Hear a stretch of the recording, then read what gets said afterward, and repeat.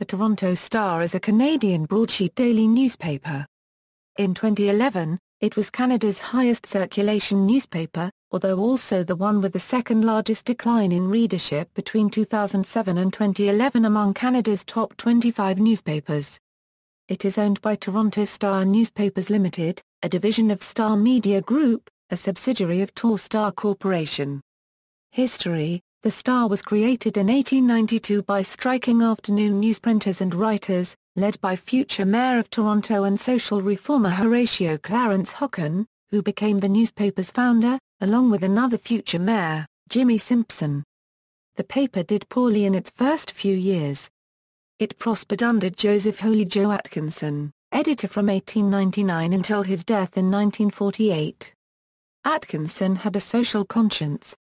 He championed many causes that would come to be associated with the modern welfare state: old age pensions, unemployment insurance, and health care. The Government of Canada Digital Collections website describes Atkinson as a Euro-radical, a Euro-unregistered trademark in the best sense of the term a Euro. The Star was unique among North American newspapers in its consistent, ongoing advocacy of the interests of ordinary people. The friendship of Atkinson, the publisher, with Mackenzie King, the Prime Minister, was a major influence on the development of Canadian social policy. Atkinson became the controlling shareholder of the Star. The Toronto Daily Star was frequently criticized for practicing the yellow journalism of its era. For decades, the paper included heavy doses of crime and sensationalism, along with advocating social change. From 1910 to 1973, the Star published a weekend supplement, the Star Weekly. Its early opposition and criticism of the Nazi regime saw the paper become one of the first North American papers to be banned in Germany. In 1971, the newspaper was renamed the Toronto Star and moved to a modern office tower at 1 Yonge Street by Queen's Quay. The original Star building at 80 King Street West was demolished to make room for First Canadian Place. The new building originally housed the paper's presses. In 1992, the printing plant was moved to the Highway 407 and 400 interchange in Vaughan.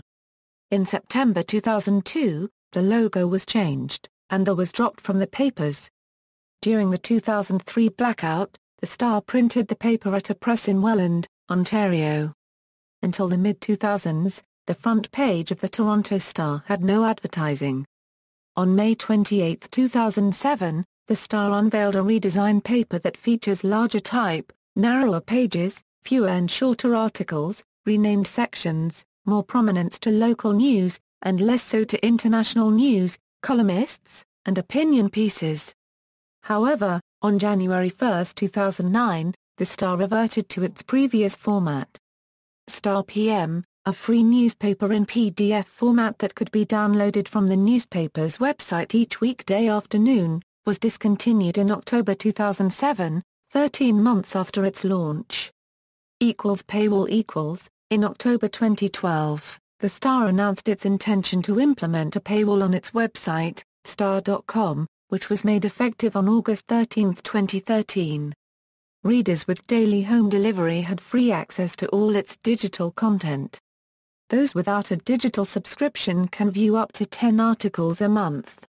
The paywall does not apply to its sister sites, such as Wheels Car or Workopolis.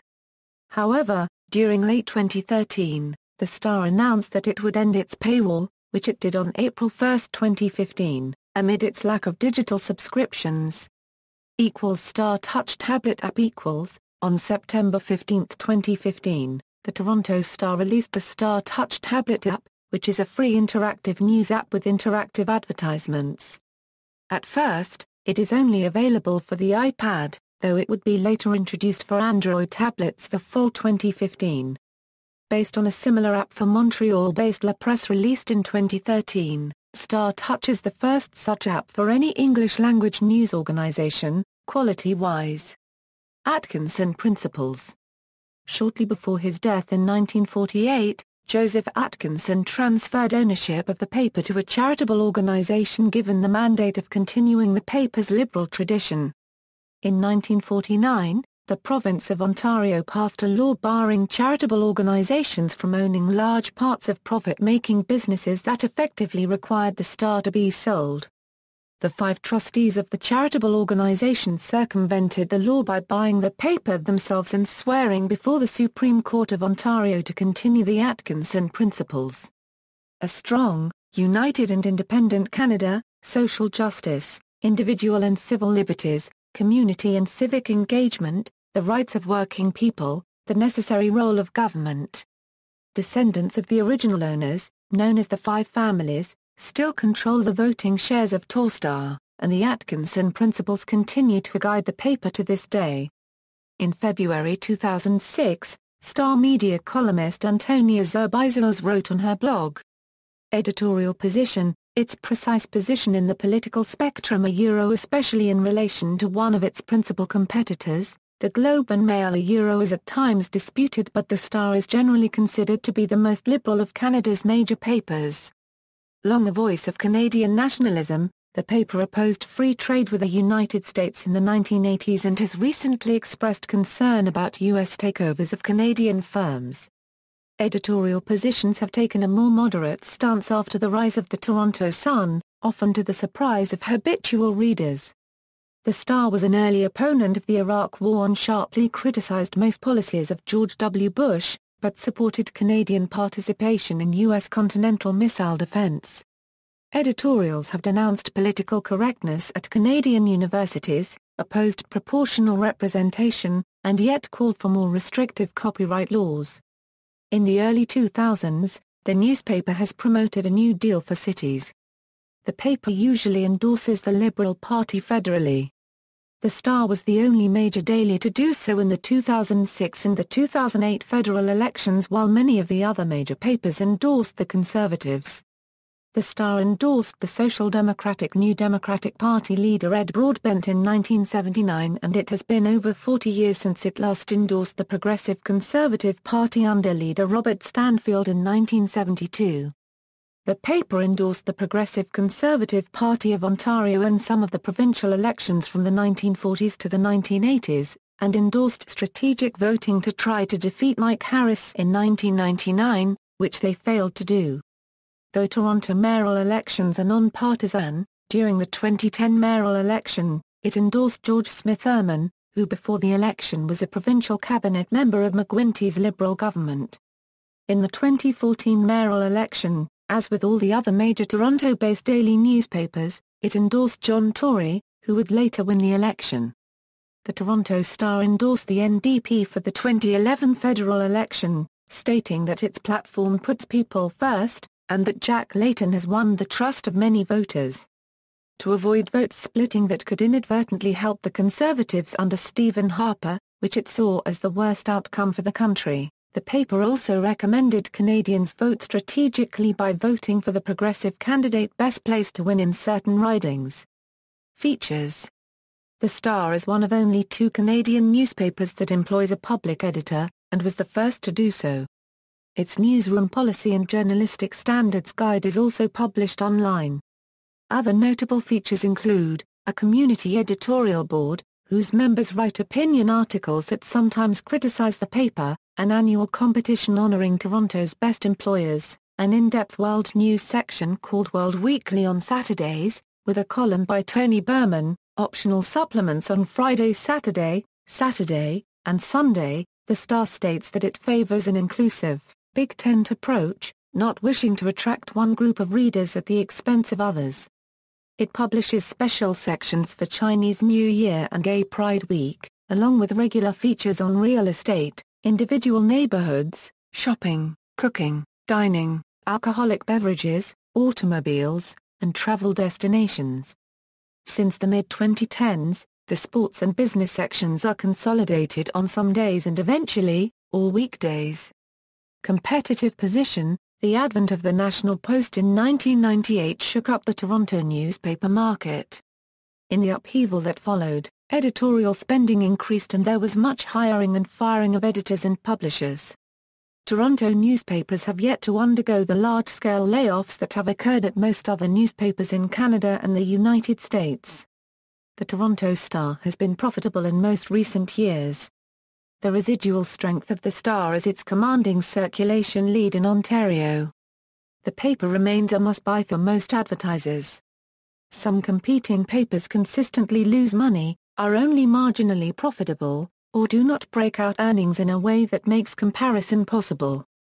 However, the Star has long been criticized for inflating circulation through bulk sales at discount rates. Margins have declined and some losses have been recorded. In 2006, several financial analysts expressed dissatisfaction with the Star's performance and downgraded their recommendations on the stock of its parent company, Torstar.